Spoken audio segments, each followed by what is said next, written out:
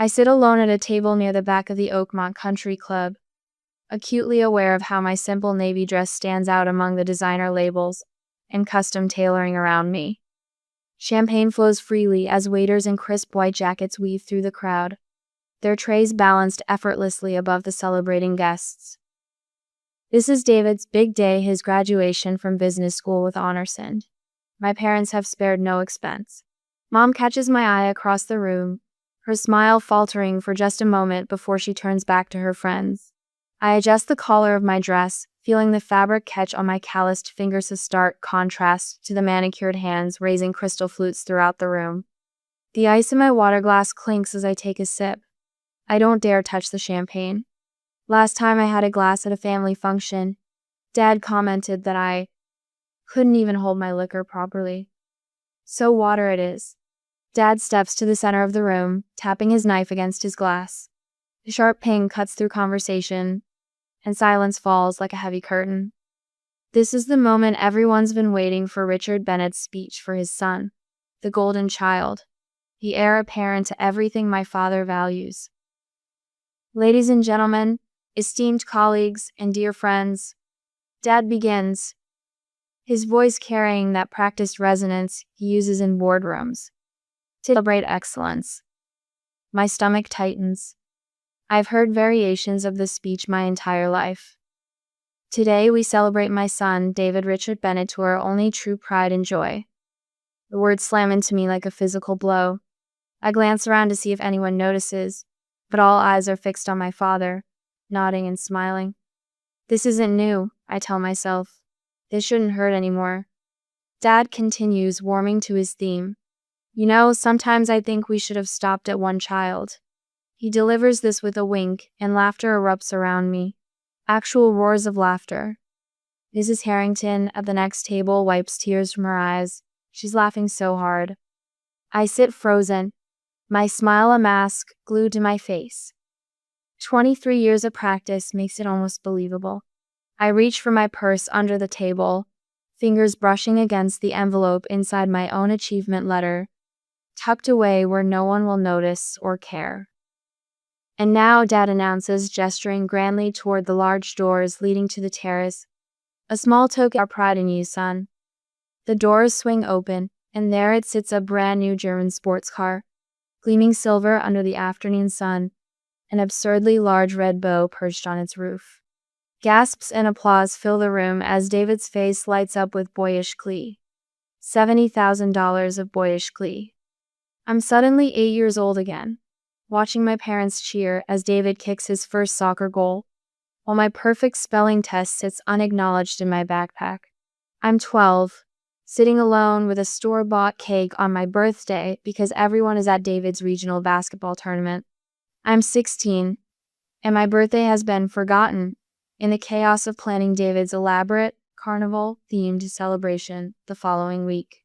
I'm 18, sitting in our kitchen as Dad explains that there simply isn't money for my college fund after investing so much in David's future. He's going to need it more than you, sweetheart. You're smart, you'll figure something out. I quietly excuse myself from the table as David begins his speech, thanking our parents for their unwavering support. No one notices me slip toward the exit except for Aunt Martha. Her weathered hand catches mine as I pass. I see you, dear, she whispers, her eyes holding mine with unexpected fierceness. I always have. I squeeze her hand in silent gratitude before continuing toward the door. Outside, the evening air cools my flushed face. I walk alone across the parking lot, my sensible shoes crunching on the gravel. The sounds of celebration drift through the open window, slaughter, clinking glasses. My mother's delighted squeal as David must be doing something charming. I stop in my Cara 10-year-old sedan I bought with my own money and catch my reflection in the window. My eyes are dry, my posture straight. But something else is there too. Something I haven't allowed myself to feel before. A quiet determination forming behind the pain. When I arrive home, the house is empty and silent. I head upstairs, but stop when I hear voices through the open window, Mom and Dad in the garden below. We should convert Jocelyn's room into a home office for David, Dad says. He'll need somewhere professional to work when he brings clients home. Perfect timing since she's rarely here anyway, Mom agrees, and it has the better view. I stand motionless in the hallway, the familiar weight of invisibility pressing down on me. But tonight, it doesn't bend my shoulders as it usually does. Tonight, it hardens something in my core. I move to my room and pull out my suitcase from under the bed. My hands no longer tremble as I begin to pack my most essential belongings. The acceptance letter from my Percy full scholarship to a university 3 states away goes last into my bag. A copy of the letter I place deliberately on the kitchen counter, where they'll find it after the celebration ends.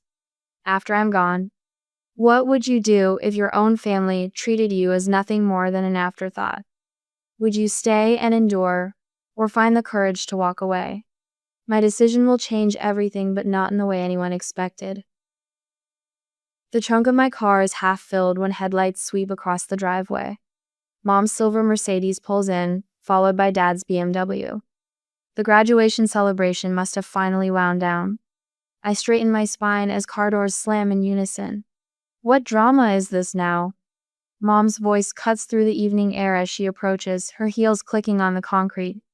She doesn't look at my packed belongings, just flicks her gaze over me with practiced dismissal. Dad doesn't even pretend interest. For God's sake, Jocelyn, can you go one day without making everything about you? This is David's special day. I continue loading a box of books into my trunk. I'm not making anything about me. I'm simply leaving. Leaving? Mom echoes as if I've spoken in a foreign language. David's car roars into the driveway, the new sports car purring like a satisfied cat. He steps out with exaggerated concern etched on his face. What's wrong, little sis? Jealous again? His smile doesn't reach his eyes. Something inside me shifts. Years of silence crack like ice in spring. No, David. Not jealous, just done. Done with what? Dad demands, impatience radiating from him in waves. Everything. My voice remains steady as I close the trunk. The forgotten birthdays, the ignored achievements, the broken promises. Mom waves her hand dismissively. You've always been so sensitive. David simply needed more attention. He had sports, social obligations.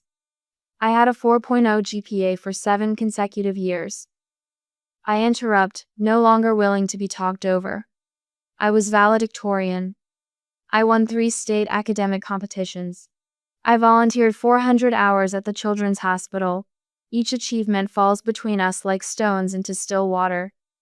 None of you attended a single award ceremony. Dad's jaw tightens. There's nothing about you to be proud of. Academic achievements are easy. David worked for his success. The words should hurt, but they merely confirm what I've always known. I pull the university letter from my jacket pocket. I received a full-ride scholarship worth $80,000. I earned it entirely on my own. I place the letter on the hood of my car. 3 pairs of eyes follow my movement. Silence stretching between us for the first time.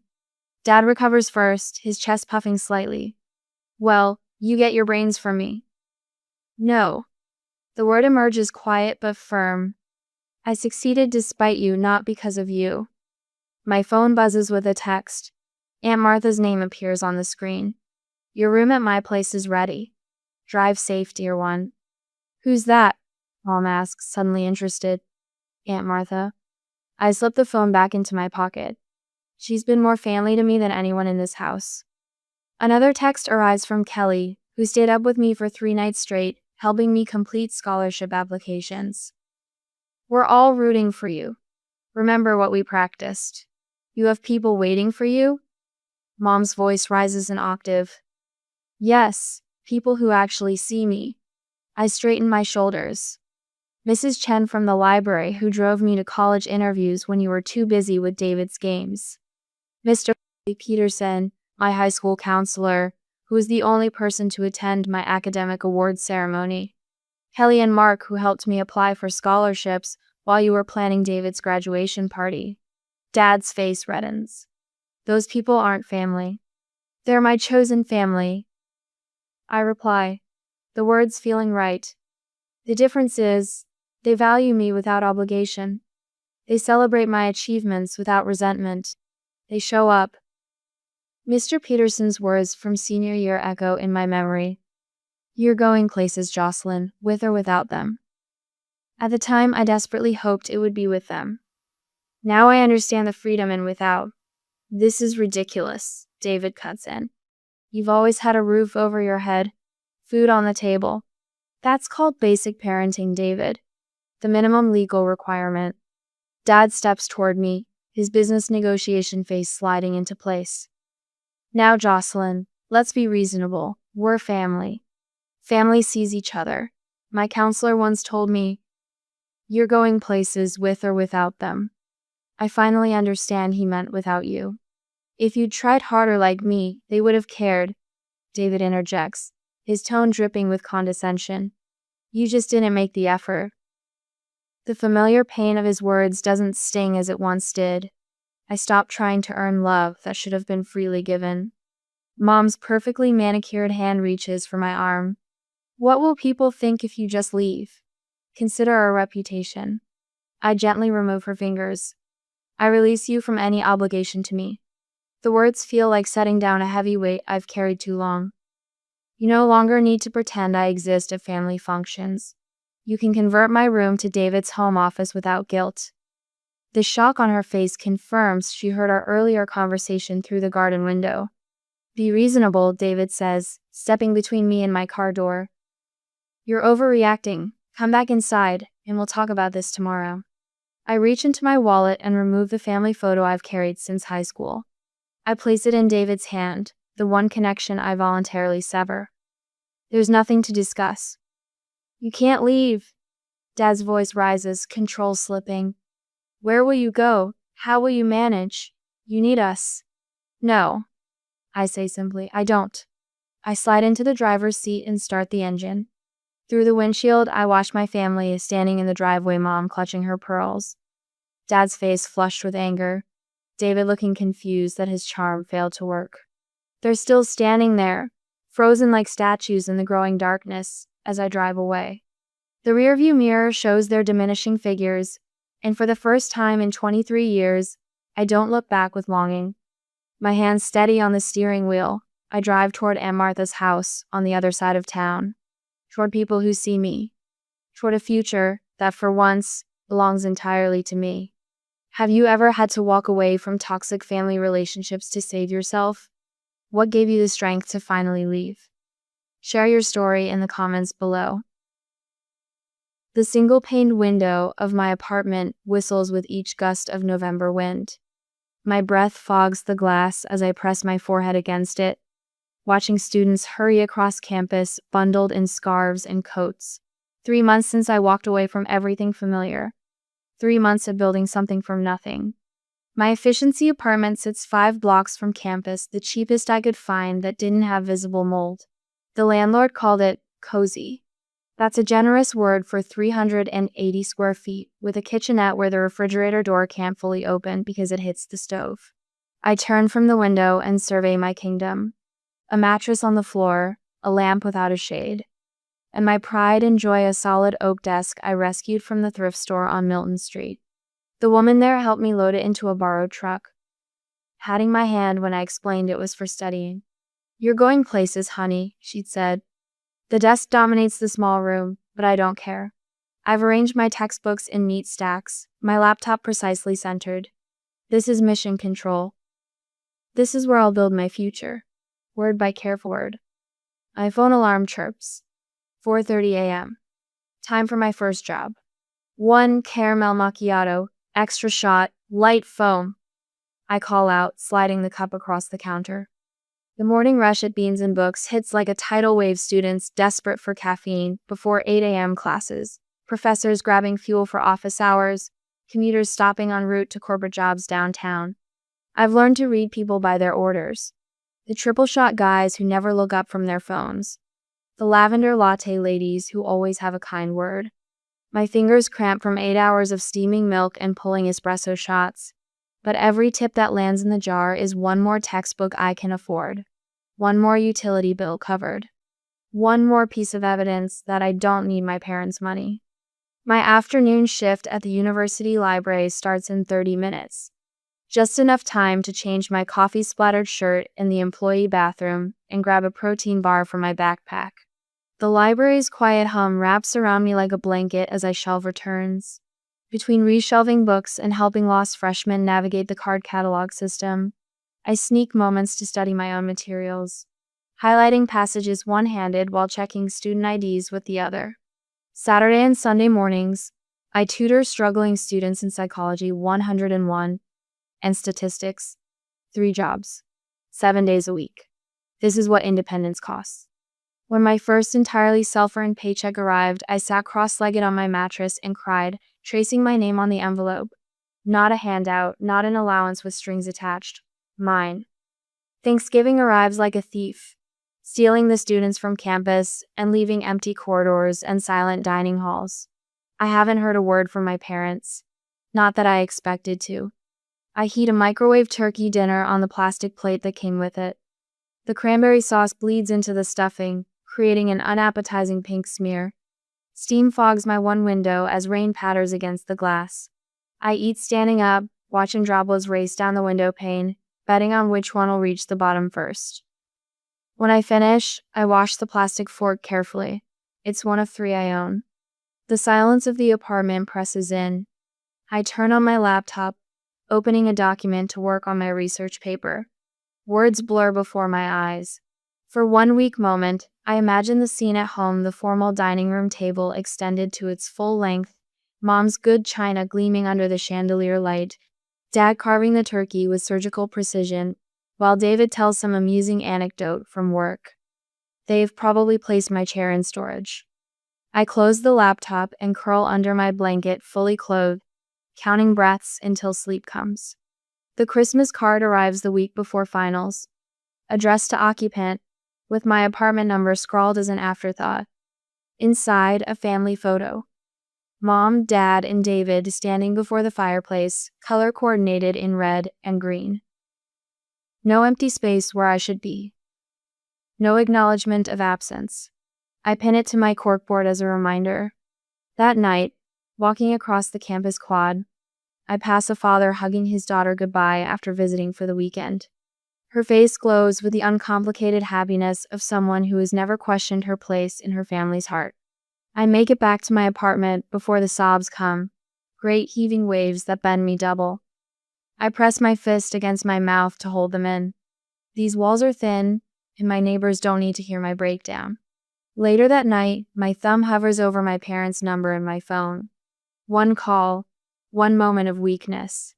I imagine Mom's voice distracted, always slightly impatient. Dad's perfunctory greeting, waiting for me to explain why I'm bothering him. I delete their number and toss the phone onto my mattress. Miss Bennett, do you have a moment after class? Professor Whitaker peers at me over her reading glasses.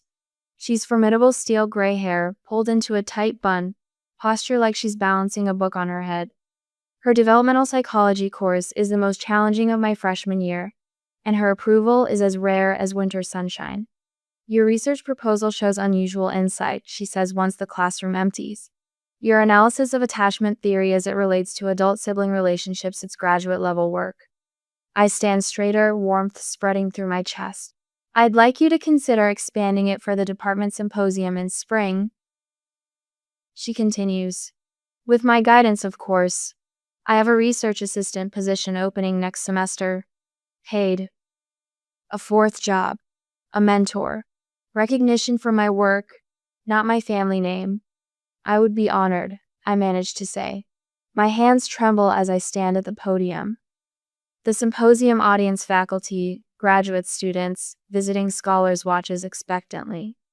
3 rows back, Professor Whitaker gives me an encouraging nod. The impact of early attachment disruption on adult achievement patterns. I begin, my voice steadier than I feel. 20 minutes later, the applause washes over me like a cleansing rain. Questions follow, thoughtful and challenging. I answer each one, my confidence growing with every exchange. This is my element. These are my people, those who value ideas, evidence, effort. Walking back to my apartment that evening, I realize something profound has shifted. For the first time since leaving home, I feel fully present in my own life, not defined by what or who is missing. Aunt Martha's care packages arrive every Wednesday. Homemade cookies wrapped in wax paper. Tea bags from her favorite specialty shop. Small practical gifts, a thermal mug. Warm socks. A gift card for the campus bookstore. Each one contains a handwritten letter that never asks when I'll reconcile with my parents, but tells me she's proud of me. My study group meets Tuesdays and Thursdays in the library. Zoe, whose laugh carries across quiet study spaces. Miguel, who brings homemade empanadas his abuela sends. Taisha, whose incisive questions cut through academic jargon like a knife. We started as classmates. We've become something more. You're coming for Easter, and I won't hear otherwise. Mrs. Abernathy announces one Sunday, setting a second helping of pot roast on my plate. My elderly neighbor invited me for dinner after helping her carry groceries up 3 flights of stairs. Now it's our weekly tradition. Her apartment smells of potpourri and baking bread. Her walls lined with photos of grandchildren who rarely visit. You remind me of myself at your age, she tells me often. Backbone of steel. The letter arrives on a bright spring day. Dear Miss Bennett, it reads, we are pleased to inform you that you have been selected as this year's recipient of the Anderson Fellowship for Exceptional Audit Research. Professor Whitaker finds me in the lab, clutching the letter, unable to speak. I nominated you, she says simply. Your work deserves recognition. You're going to change lives with Jocelyn. The university paper runs a small article. Rising academic star earns prestigious fellowship. There's a photo of me accepting the certificate, Professor Whitaker beaming beside me. I mail a copy to Aunt Martha. Speech! Speech! Miguel calls out, raising his plastic cup of sparkling cider. My study group has transformed my sparse apartment with streamers and a hand-painted banner. Congrats, magna cum laude. Taisha has baked a chocolate cake, decorated with what appears to be chemical formulas in icing. Zoe presents me with a gift wrapped in Sunday Comics, a leather-bound journal, embossed with my initials. For your brilliant thoughts, she explains. Mrs. Abernathy dabs her eyes with a handkerchief. I told you, backbone of steel. I look around at these people who became my chosen family. At the apartment that became home. At the life I built from nothing but determination and grace. What would you sacrifice to build a life of dignity and purpose? I gave up my family ties but gained something far more valuable. Was it worth it? Standing here, surrounded by genuine celebration, the answer seems obvious. The next chapter waits, with unexpected twists that will test everything I've built. But tonight, I savor this moment of triumph, earned entirely on my own terms. I straighten the row of framed certificates on my office wall, adjusting the doctoral diploma until it sits perfectly level. 5 years of building something from nothing, degrees, awards, published papers all displayed in simple black frames that stand in stark contrast to the rich mahogany of my office walls. Outside my window, autumn paints the university quad in brilliant reds and golds. Students meander between classes, their laughter drifting upward. I'm scheduled to meet with a promising graduate student in 15 minutes to discuss her research proposal. Dr. Bennett? My assistant Sarah peeks her head in. Your 3 o'clock canceled. Said she'd email to reschedule. Thanks. I smile, grateful for the unexpected break. I'll use the time to finish reviewing those grant applications. Sarah hesitates. Also, your mother called. Again. 3rd time this week. My hand freezes over the stack of papers. 3 years of silence, and suddenly, my phone won't stop ringing. Did she leave another message? Sarah nods, her expression carefully neutral. She said it's urgent. Your father apparently called too, but that was while I was at lunch. I thank her and wait until the door clicks shut before reaching for my phone. 4 missed calls, 2 voicemails. With reluctant fingers, I tap to play the first message. Jocelyn. It's Mom. Her voice sounds thinner than I remember. Please call us back. It's important. Delete. The second. Jocelyn. My father's voice, stripped of its usual commanding tone. Something about it makes my stomach tighten. We need to talk to you. It's a pause. Just call us. Please. Please? From Richard Bennett? And not a single mention of David. I set the phone down and turned toward the window, watching a leaf spiral downward until it lands on the manicured lawn below. The silence about David speaks volumes. When I check my email later that afternoon, there it is, the third attempt this week, with a subject line in all caps. Family emergency, please respond. I close my laptop without opening it and head to my standing appointment with Dr. Winters, the therapist who has guided me through rebuilding my life. They're persistent, I tell her after explaining the barrage of contact attempts. But they haven't said what it's about, just that it's urgent. Dr. Winters considers this, her silver hair catching the light. What are you thinking about doing?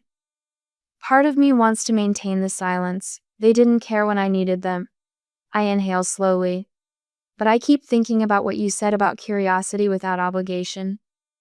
Responding doesn't mean you owe them anything, she reminds me. You can set boundaries. That evening, I draft a measured email. I understand you've been trying to reach me. Before we speak, I need to know what this is regarding. I am willing to schedule a short video call once you provide specific details. This is not a commitment to anything beyond that conversation. I wait 3 hours before hitting send. Enough time to be certain. Their response arrives by morning. David is in trouble. We need your help. Please call us tomorrow at 7 p.m. The scheduled time arrives with military precision. I sit at my home office desk, spine straight, professional blouse buttoned to the collar. Their faces appear on screen, my mother's hair, now completely gray, my father's jowls more pronounced. They look smaller somehow. Jocelyn, you look. My mother searches for words. Professional. Thank you for agreeing to speak with us, my father says, the words clearly familiar in his mouth. I steer past their attempts at small talk. You mentioned David is in trouble. What's happening? They exchange glances. My mother's hands twist in her lap. David has been struggling, she begins carefully. He's developed some dependencies. Drugs. My father clarifies bluntly. Started with prescription painkillers after a skiing accident. Progressed to harder stuff. He's lost his job. His fiancée left him last month. I'm sorry to hear that, I say. Meaning it despite everything. Is he in treatment? That's part of why we're calling. My mother leans forward. The neighbors are starting to talk. The Hendersons saw him. Her voice drops to a whisper. Being escorted from the country club, it was humiliating. Of course. Not concerned for David's health, but for their reputation. We need you to come home, my father says, not quite meeting my eyes. You are always the responsible one. You can help fix this. Fix this. I repeat, testing the weight of those words. He's drained his trust fund. My father continues. We've had to cover his debts. We're not equipped to handle this sort of situation. The irony doesn't escape me. After years of being the family afterthought, suddenly I'm essential. The child they dismissed is now their only hope. You always knew what to do in a crisis, my mother adds, her eyes pleading. You always cleaned up the messes. The responsible one, I echo, the old label settling on my shoulders like a familiar weight I'd long since discarded. Interesting that you remember that part now. My father shifts uncomfortably. Jocelyn, we understand you've been away. But family is family. A laugh nearly escapes me. Family. As if the word alone should erase everything. David needs structure. My mother continues. Discipline. That's always been your strength. I watch them carefully. These people who share my DNA but barely know me. The parents who once couldn't be bothered to attend my honors ceremony now look at me like I'm their salvation. The irony burns in my chest, mingles with an old, familiar ache I thought I'd outgrown. Part of me, a wounded child who still lives somewhere deep inside, wants to savor this moment of vindication. See, I was worth something after all. Another part wants to end the call immediately. Protect the life I've built with such painful care. But there's a third voice too. The psychologist who understands family systems, and the therapist who's worked through her own trauma. That voice whispers about cycles of pain, about David as both perpetrator and victim of our parents' warped priorities. Let me be clear. I say, my professional tone firmly in place while turmoil rages beneath. I have a career, responsibilities, and a life that I've built entirely without your support. I'm not simply going to abandon all that because you've suddenly decided I'm useful. My mother flinches. My father's jaw tightens. That said, I continue, surprising even myself. I'll consider what kind of help I might be able to offer. From a distance, with clear boundaries, the relief on their faces is almost pathetic. They don't understand yet that the daughter they're reaching for no longer exists. The woman I've become isn't desperate for their approval. She doesn't clean up messes to earn love that should have been freely given. I'll need to think about this further. I say finally, my voice steady despite the storm inside. I'll contact you next week with my decision. As I end the call, their anxious faces disappear from my screen. I sit motionless, listening to my own breathing in the quiet room. What they're really asking hangs in the air, unspoken but unmistakable. Come save the son we always chose over you. The tables have turned so completely it's almost dizzying. The golden child has fallen. The afterthought has become essential. And I'm left to decide whether I'm strong enough to help without losing myself in the process. I sit in my office chair, spine straight, fingers hovering over the keyboard. The familiar weight of academic books on the shelves behind me grounds me as I prepare for this call. On my computer screen, the video conference window shows my reflection professional blouse, subtle makeup, hair neatly styled. Nothing like the awkward, invisible girl who fled home 5 years ago. You don't owe them anything, Dr. Winters, my therapist had reminded me yesterday. Remember your boundaries. I take a deep breath and click connect. The screen flickers, and there he is. David's face appears, hollow-cheeked and sallow, his once confident jawline now slack, obscured by patchy stubble. Dark circles underline bloodshot eyes. This stranger wearing my brother's face stares back at me, his hand trembling slightly as he adjusts the camera. "Jocelyn," he says, his voice scratchy. "You look good." Before I can respond, movement behind him draws my attention. Mother appears, her carefully maintained appearance now showing cracks a shade too brassy, makeup slightly overdone, as if compensating for something. "Jocelyn, thank goodness," she gushes, leaning into frame. "We've been beside ourselves with worry about your brother." Father crowds in next, his imposing frame diminished somehow, but his eyes still calculating. "The Hendersons asked about you at church," he says instead of hello. "I told them you were doing important research abroad. Couldn't exactly tell them the truth, could we?" I feel my jaw tighten. I agreed to speak with David, not to a family intervention. "Now, sweetheart," Mother begins in that tone that always preceded manipulation. "We're all just trying to help David through this rough patch. The neighbors are starting to talk." "The neighbors," I repeat, my voice flat. "That's your concern right now?" "Well, if you'd been here," Father starts, his voice rising. "Maybe your brother wouldn't have." "I need to talk to Jocelyn alone." David's voice cuts through, surprising us all with its sudden clarity. My parents exchange glances loaded with unspoken meaning. "That's not necessary," Mother says. "We're family, we have no secrets." David looks up, something hardening in his face, a flash of the golden boy assertiveness. "Please, just give me 10 minutes. After more protests and significant looks, they reluctantly leave. The quiet that follows feels like the pause between lightning and thunder. I wait, letting the silence do its work. 5 years of academic research has taught me the power of patient observation. "They're gone," David confirms, glancing over his shoulder. He turns back, eyes suddenly welling with tears. "God, Jocelyn, I never wanted any of..." I wasn't prepared for this. Anger, excuses, even arrogance, those I had strategies for. But this naked vulnerability catches me off guard. Any of what exactly? I ask carefully. This life they planned for me. His voice breaks.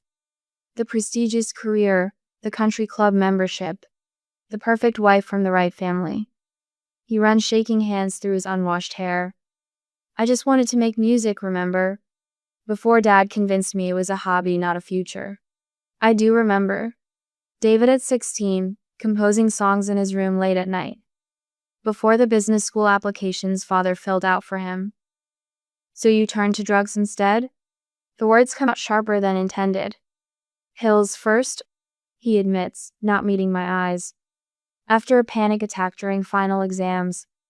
Then more to handle the pressure at the firm. Then, he gestures vaguely at himself.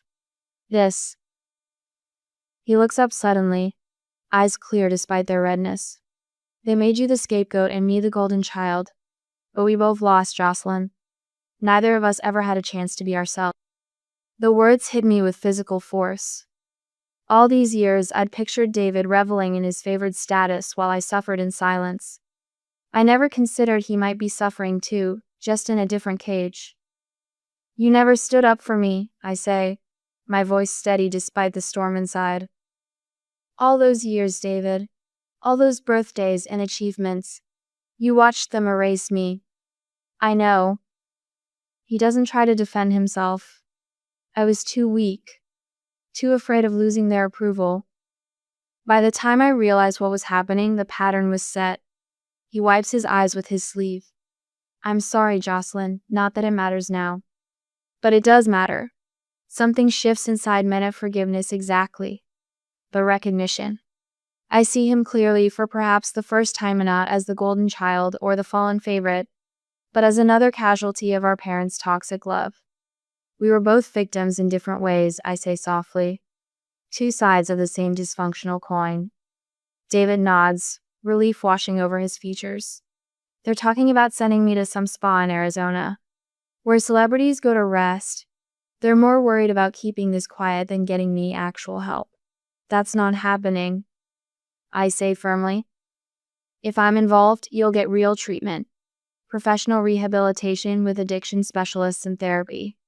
No family cover-ups. They won't like that. I'm not doing this for them. My voice is steady now, certain. And I won't be moving back home or handling this quietly. Those are my terms. What about us? He asks, vulnerability naked on his face. You and me? I consider this carefully. The hurt child in me wants to punish him for his complicity.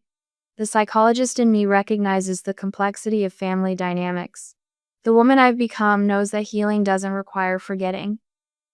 I'll help you find yourself, David, I finally say. Not become their version of you. That's the only relationship I'm interested in building. For the first time in our adult lives, I see something like genuine hope in my brother's eyes. Not the manufactured confidence of the golden child, but something more fragile and real. I'd like that, he whispers as footsteps approach behind him. Our time is up. As my parents re-enter the frame, already talking over each other with plans and excuses, I watch David's face. Something has shifted between USA first tentative bridge across years of manufactured division. I don't know if healing is possible after such deep betrayal. But as I set out my terms to my stunned parents, I realize that compassion doesn't require sacrificing myself again. This time, if I walk back into their lives, it will be standing tall, with boundaries firm and eyes wide open. I stand ramrod straight in the morning sunlight as David signs the intake papers at Riverside Recovery Center. The facility's red brick exterior and professionally landscaped grounds look nothing like the sterile institutions I'd feared. My professional connections ensured he'd receive proper treatment, not the quick fix our parents wanted. We could handle this at home, Dad mutters beside me, his voice pitched low enough that the intake coordinator can't hear. The Bennett name's still something in this town. I turn to face him directly, no longer the shadow in the corner of family photographs. This isn't about the Bennett name, it's about David's life. Mom rings her designer scarf between manicured fingers. What will people think? That's exactly the thinking that got us here, I reply, my voice steady. 5 years of building my own life has washed away the desperate need for their approval. 3 weeks later, I sit across from our family therapist, Dr. Winters, in a session I scheduled around my teaching commitments. Jocelyn never had problems growing up. Mom insists, rewriting history with breathtaking confidence. David was the one who needed extra attention. That's not accurate, I counter, no longer swallowing uncomfortable truths. I learned to hide my needs because they were consistently ignored. After the third session, Mom catches me in the parking lot.